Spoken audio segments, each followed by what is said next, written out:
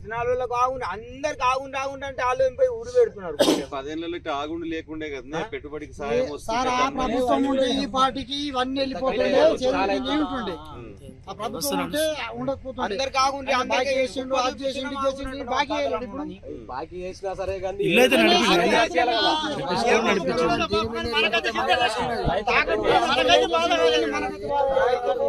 రైతుకు 2 పూటలు పైసలు కానొస్తాయి. ఎడ్ల కల్లా పోయితేనే పైసలు పడితేనే పైసలు.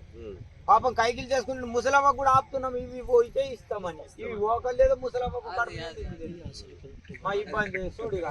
ఈసారి పోతే వాళ్ళు ఇల్లు ముందు పోతే భయం పడుతుంది. పరిస్థితి రాలేదు.